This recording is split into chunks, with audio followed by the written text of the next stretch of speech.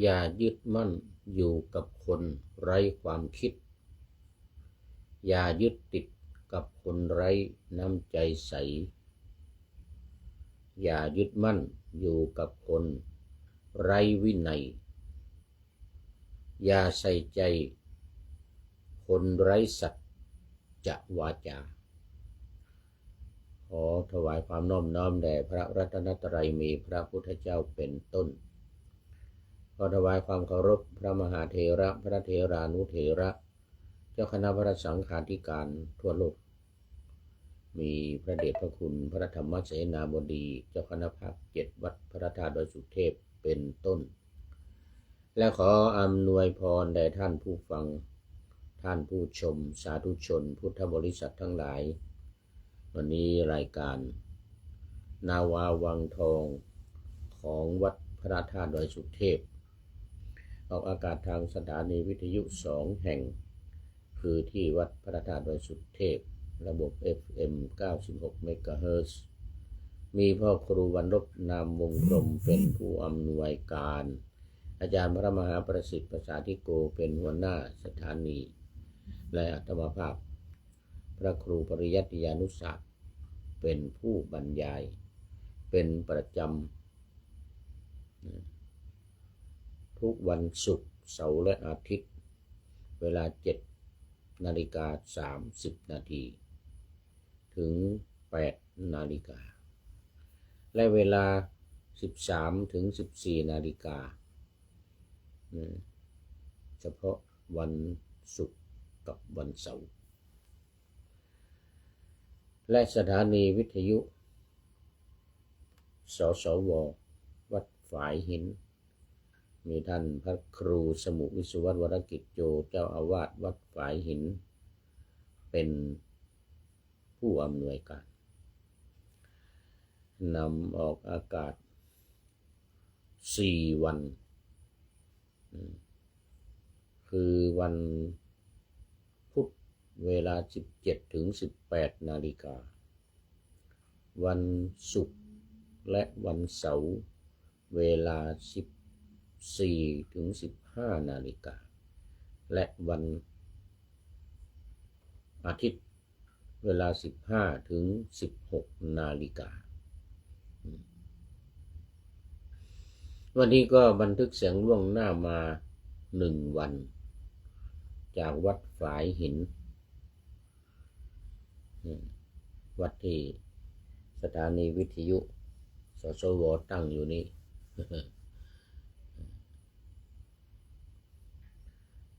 สมัยก่อนก็ผู้พูดนี่เป็นผู้อำนวยการเสร็จแล้วก็ได้ลาออกจากวัดเจ้าอาวาสวัดฝายหินมาเป็นเวลา10 ปีแล้วเนี่ยย่างเข้าปีที่10ย่างเข้าปีที่11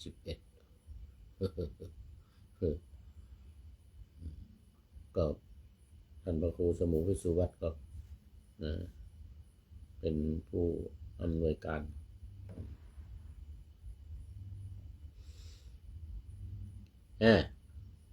คราวนี้ก็เข้ามาสู่เนื้อหาสาระของธรรมะกันเลย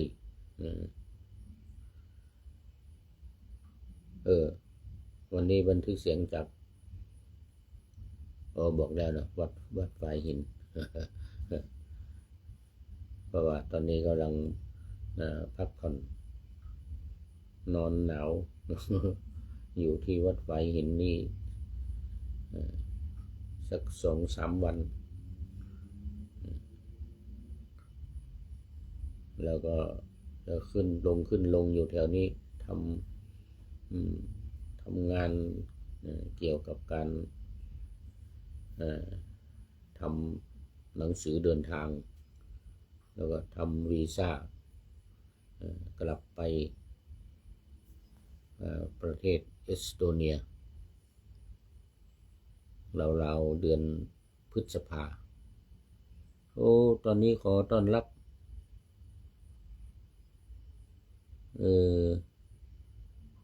ค คุณโยมกนกวรรณอินทานนะจากหนองคาย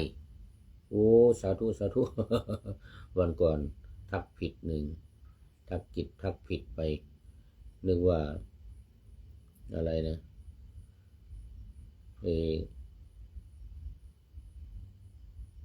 นครสวรรค์หรือยังไงนะเป็นว่าไม่ใช่เป็นหนองคายโอ้สาธุสาธุวันนี้เข้ามาเป็นอันดับแรกเป็นท่านแรกในวันนี้ ก็กำลังจะเข้าสู่เนื้อหาสาระของธรรมะในรายการ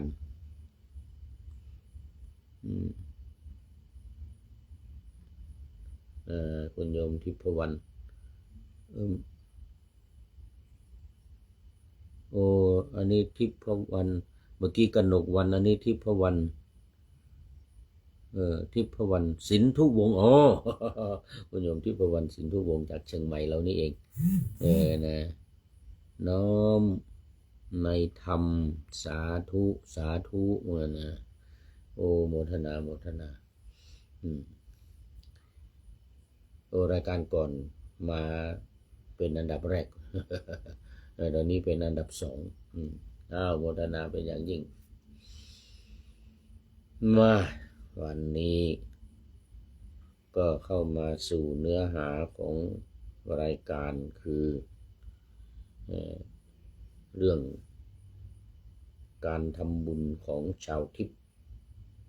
หมายถึงเทวดาหรือเปรตที่ละจากโลกมนุษย์นี้ไปไม่ว่าจะไปเกิดในสวรรค์ไปเกิดในนรกอะไรก็ตามก็จะเน้นในเรื่องของการทำบุญทำความดีเช่นให้ทานรักษาศีลเจริญภาวนาให้ทานก็มีหลายอย่างที่จะให้ผลต่างๆกันทั้งผลดีและผลไม่ดี รวมถึงการทำบุญอุทิศส่วนกุศลนี้ไปให้แก่ชาวทิพย์ทั้งหลายด้วยอันนี้โครงการปูทางสู่การตื่นรู้ธรรมนาวาวังของสำนักพระราชวังก็เน้นในเรื่องต่างๆประกอบด้วยความจริงหลักการนี้ก็มี4อย่างวิธีการ6อย่างเรียกหลักการ4วิธีการ6ว่าบ่อยๆซ้ำบ่อยๆสำหรับบางท่านอาจจะกำลังเข้ามาชมใหม่ๆโอ้ตอนนี้ขอต้อนรับ FC ตัวจริง ท่านอาจารย์สุริยันคำปาจากวัดพระธาตุวสุเทพบอกว่ากราบนมัสการครับพระอาจารย์ค่ำคืนร่วมฟังพระธรรมมัทเทศนาภาษาไทยใหญ่วันนะโอ้จริงด้วยวันนี้ไปร่วมงานศพของญาติของตุลุงโหน่งในงานชาปนกิจศพหลวงพ่อบุญศรีอภิปุญโยอายุ85 ปีอายุ85 ปีพรรษา14ครับโอ้โหนี่ณที่พักสงฆ์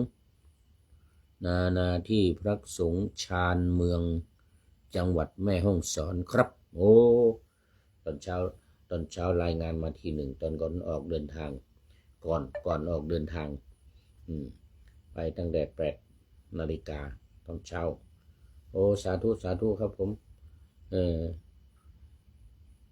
ฝากอนุโมทนากับฟังธรรมภาษาไทยใหญ่คงจะเข้าใจดีนะ ท่านสุริยันก็รู้ภาษาไทยใหญ่เหมือนกันนี่โอ้ดีมาก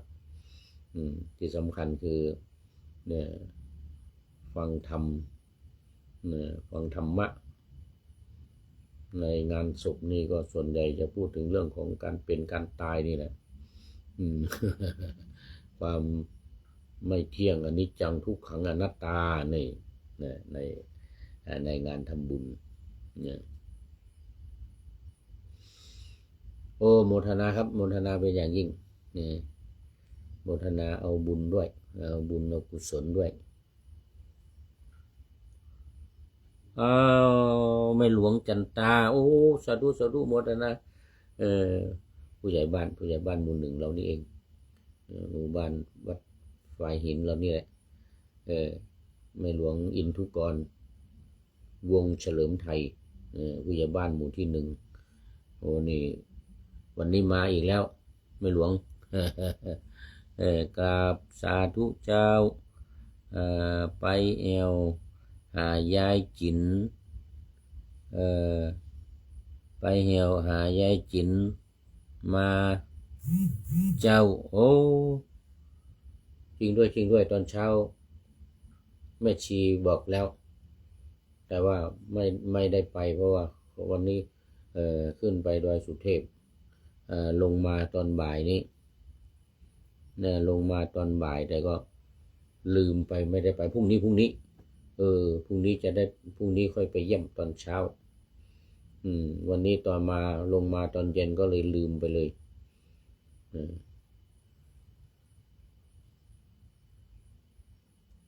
ไปหายายจิน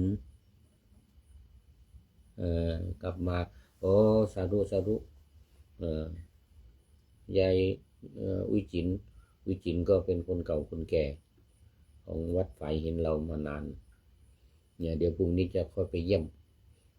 ตอนเย็นนี่คนจริงว่าจะไปเหมือนกันนะแต่ลืมไปพรุ่งนี้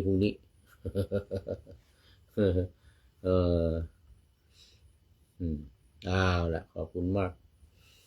อันนี้ก็เอามานะหลักการ4วิธีการ6ก็คือ1ท่องพระรัตนตรัยนี่แหละพระพุทธพระธรรมพระสงฆ์2ท่องธาตุ4ดินน้ำไฟลม3ท่องขันธ์5รูปเวทนาสัญญาสังขารวิญญาณ4ท่องอริยสัจ4จัดขันธ์5ลงในอริยสัจ4เนี่ยต้องท่องอริยสัจ4ไว้ก่อนทุกข์สมุทัยนิโรธมรรคในหลักการปฏิบัติก็ตามนี้4ข้อแล้วก็เพิ่มข้อ3เข้ามาคือการพิจารณากาย6ขั้นตอน1หมดลมหายใจ2น้ำดันดิน3ดินแตก4ดินหมายถึงธาตุดินในตัวของเรานี่นะ4น้ำละลายดิน5เหลือแต่โครงกระดูก6กระดูกโครงกระดูกละลายทำลายไปอันนี้เพิ่มมาข้อที่3แล้วก็เลื่อนข้อ3ไปข้อ4คือท่องขันธ์5นะไปเพิ่มข้อ5คือเรียนรู้ขันธ์5ให้ชัดเจนแล้วยกข้อ4ไปเป็นข้อ6คืออริยสัจ4นี่นะในหลักการ4วิธีการ6โมทนาคราวนี้ก็เรื่องของเทวดาเรื่องของชาวทิพย์นะมาต่อจากตอนเช้าวันนี้เป็นอัมพวิมานต้นมะม่วงวิมานมะม่วงใครน้อจะอยู่วิมานมะม่วงนี่ ทำบุญอะไรทำให้ไปเกิดอยู่ในวิมานมะม่วงถ้าจะถวายมะม่วงเนี่ยนะเรื่องมันนะไม่หลวง จะถวายมะม่วงแล้วก็มังท่านพระมหาโมคคัลลานะก็ขึ้นไปบนสวรรค์ชั้นดาวดึงส์นี่ก็ไปเจอวิมานมะม่วงเนี่ยนะวิมานมะม่วงมีต้นมะม่วงมีผลมะม่วงอะไรโอ้เต็มไปหมดโมคคัลลานะก็ถามนางเทพธิดาคนหนึ่งว่าสวนมะม่วงทิพย์ของท่านน่ารื่นรมมีสวนมะม่วงด้วยมีสวนมะม่วงบนสวรรค์ ในสวนของท่านนั้นมีปราสาทใหญ่นั่นมีปราสาทใหญ่ด้วยกว้างขวางกึกก้องไปด้วยดนตรีต่างๆและกึกก้องด้วยหมู่นางอัปสรนี่นางฟ้อันหนึ่งในปราสาทของท่านนี้มีประทีปทองดวงใหญ่ส่องสว่างรุ่งเรืองนี่โอ้โหเป็นนิดเหมือนกันนะปราสาทของท่านแวดล้อมด้วยต้นไม้มีผลเป็นมีผลเป็นผ้าโดยรอบผลของต้นมะม่วงนี่มีผลมันก็เป็นผ้าด้วย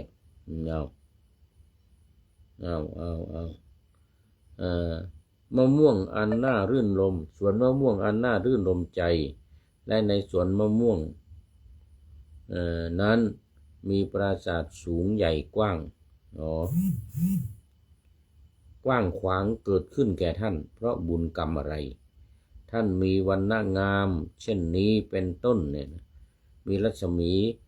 สว่างไสวไปทั่วทิศเพราะบุญกรรมอะไรอันนี้เสริมเข้ามาอันนี้ปัญหาเก่าถามทุกคนทุกเทพธิดาที่มีรัศมีรุ่งเรืองผ่องใสทางเทพธิดาก็ตอบว่าเมื่อชาติก่อนดิฉันเกิดเป็นมนุษย์อยู่ในโลกมนุษย์มีจิตเลื่อมใสได้สร้างวิหารถวายสงฆ์สร้างวัดแวดล้อมไปด้วยต้นมะม่วงว่างั้นนะเมื่อได้สร้างวิหารสำเร็จเรียบร้อยแล้วจึงทำการฉลองแวดล้อมต้นมะม่วงด้วยผ้าคือเอาผ้าไปล้อมต้นมะม่วงไว้เอาผ้าทำเป็นผลมะม่วงตามประทีปไว้ที่ต้นมะม่วงนั้นคือเอาผ้าเนี่ยทำมะม่วงปลอมทำเป็นผลมะม่วงไปห้อยเอามะม่วงปลอมเฉลิมฉลองอันอุดมและนิมนต์พระสงฆ์ผู้เป็นหมู่อุดมสาวกของพระผู้มีพระภาคให้ฉันแล้วก็มอบถวายวิหารนั้นแก่สงฆ์ด้วยมือของตนเพราะบุญกรรมนั้นดิฉันจึงมีสวนมะม่วงอันน่ารื่นรมใจและมีปราสาทสูงใหญ่กว่ากว้างขวางอยู่ในสวนมะม่วงนั้นกึกก้องไปด้วยเสียงดนตรีต่างๆและกึกก้องไปด้วยหมู่นางอัปสรและที่ปราสาทของดิฉันนี่นะมันมีประทีปทองดวงใหญ่ส่องสว่างรุ่งเรืองเป็นนิจปราสาทของดิฉันแวดล้อมไปด้วยต้นมะม่วงมีผลเป็นผ้าโดยรอบมีผลเป็นผ้านี่โดยรอบบุญกรรมนั้นดิฉันจึงมี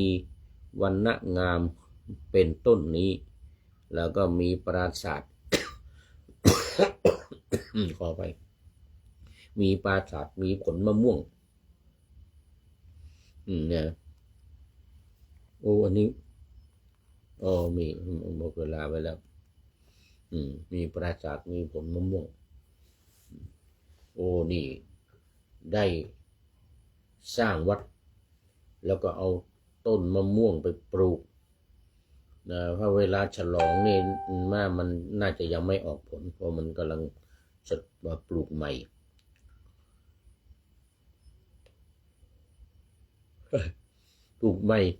ก็เลยเอาผ้าเนี่ยทำเป็นผลมะม่วงไปห้อยไว้เวลาฉลองนะคราวนี้พอมาบนสวรรค์ก็ ก็ได้สวนมะม่วงใหญ่โตแล้วก็มีปราสาทสวยงามอยู่กลางสวนมะม่วงนั้นด้วยแล้วก็มะม่วงเนี่ยมีผลเป็นผ้าเนี่ยมีผลเป็นผ้าเพราะว่าเอาผ้าทำมะม่วงห้อยย้อยไว้นี่อันนี้สงผลบุญที่ได้ทำเนี่ยอันนี้สงผลบุญที่ได้ทำไว้ในเมืองมนุษย์นะอันนี้เรียกว่าอัมพวิมานอยู่ในวิมานชื่อว่าวิมานมะม่วงเนี่ยเพราะว่าได้ปลูกมะม่วงแล้วก็ได้ถวายทานอยู่ในวัดสร้างวัดแล้วก็มีต้นมะม่วงด้วยแล้วไม่พอเอาผ้าเนี่ยทำเป็นผลมะม่วงไปห้อยวันฉลองฉลองวัดนี่ก็มาในพระไตรปิฎกเล่มที่26บรรทัดที่1618ถึง1642เลยนะบอกบรรทัดด้วยหน้าที่66ต้องพระไตรปิฎกเล่มที่26นะเล่มที่26ฉบับทุกฉบับที่มันมี45เล่มนะทุกฉบับโดยเฉพาะที่นำมานี่มันก็เป็นฉบับมหาจุฬาเล่มสีฟ้าฉบับมหาจุฬาเล่มสีฟ้าละจบไป1เรื่องวันนี้วันนี้ได้1เรื่องขอต้อนรับโยมละอชายมินโยมละอนี่เป็นปีมาแล้วนะนี่โยมละอไม่เข้ามานี่ทุ่งโฮเต็นเป็นยังไงเนาะวันนั้นก็นั่งรถผ่านนั่งรถผ่านบ้านโยมละอชายมินลงรถที่อาเขตไม่ใช่มาลงรถอาเขตมาส่งพระวันนั้นมาจากดอยสัพพัญญูเอาพระมาพระนั่งรถมาด้วยรูปหนึ่งไปกรุงเทพก็เลยเอาไปส่งที่อาเขตแล้วก็เข้ามาทางหน้าวัดกู่คำแล้วก็ออกมาในซอยออกมาซอยนั่นน่ะหลังบ้านโยมละอ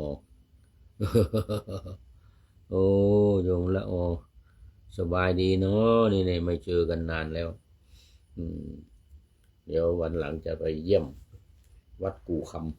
ำไปเยี่ยมวัดกู่คำนานแล้วเหมือนกันเนี่ยผ่านไปผ่านมาไม่ได้ไปอาเขตนี่นานเลยนะสมัยก่อนไปขึ้นรถบ่อยนี่ไม่ได้ไปขึ้นรถนานมาแล้วเอาสุดท้ายพอดีเลยเป็นท่านสุดท้ายเลยนี่โยมละอโยมละอชายมินโมทนาเป็นอย่างยิ่งถนนทุ่งโฮเต็นนี่นะสมัยก่อนอยู่วัดกู่คำเลยนะสมัยก่อนอยู่วัดกู่คำในวัดบ้านโยมละอนี่แหละโยมละอชายมินนี่นะเดี๋ยวจะไปแอวหาตุลุงน้อยอยู่ยังไม่ได้ไปแอวหาตุลุงน้อยเดี๋ยวจะต้องไปกรุงเทพก่อนในวันที่26นี้ไปกรุงเทพแล้วก็ไปชลบุรี27 28 29จึงจะกลับมามาอีกท่านหนึ่งเป็นท่านสุดท้ายโยมละอสาธุมานะโยมละอสบายดีค่ะโอ้โหโมทนาสบายดีดีใจนี่เป็น FC เก่าตัวจริงนะนี่ FC ตัวจริงโมทนามาดูข้อคิดท้ายรายการวันนี้ได้จากคุณยุ้ยไงคุณยุ้ยนะมีหลายบทแล้วบอกว่าอย่ายึดมั่นอยู่กับคนไร้ความคิดอย่ายึดติดกับคนไร้น้ำใจใสอย่ายึดมั่นอยู่กับคนไร้วินัยอย่าใส่ใจคนไร้สัจธรรมคนไร้สัจวาจา นะจงยึดมั่นอยู่กับคนใจบัณฑิตเหมือนกันนะจงยึดติดกับคนใจเมตตาหนาจงยึดมั่นกับคนใจกรุณาเสวนาอยู่กับคนใจมีธรรมนี่โอ้วันนี้ต้องโมทนาเป็นอย่างยิ่งโมทนากับคุณยุ้ยคุณยุ้ยไงนี่เป็นนามปากกาในนี่แหละในเฟซมันเป็นนามปากกามาในเฟซนี่เองวันนี้ขอบคุณและโมทนาเป็นอย่างยิ่งแล้วโมทนากับหลายๆท่านที่เข้ามาแล้วนี่ท่านสุริยันคำปาเป็นต้นนะวันนี้ขอนำนาวาวังทองไปก่อนแล้วจะย้อนมาใหม่ในวันหน้าคือวันพุธศุกร์เสาร์อาทิตย์ตามตารางเวลาที่วางอยู่ข้างในเป็นธรรมะจากพระราชวังเป็นนาวาโด่งดังสว่างไสวเป็นทองคำล้ำค่ากว่าสิ่งใดชุบชีวิตจิตใจให้ใสงามขอเชิญท่านทั้งหลายนำไปท่องตามคุณของพระรัตนสามพุทโธเมนาโถธัมโมตามสังโฆเมนาโถยามภาวนาว่าบ่อยๆซ้ำๆจำในจิตจนมันติดในใจไม่หายหน้านอนนั่งยืนเดินจำทุกเวลาตั้งแต่ตื่นขึ้นมาถึงหลับไปขอทุกท่านได้ผลจากปฏิบัติได้กำจัดความทุกข์พบสุขใสพลันปลอดโปร่งโล่งสบายทั้งกายใจอยู่ที่ใดใจสงบพบนิพพานขอเจริญพร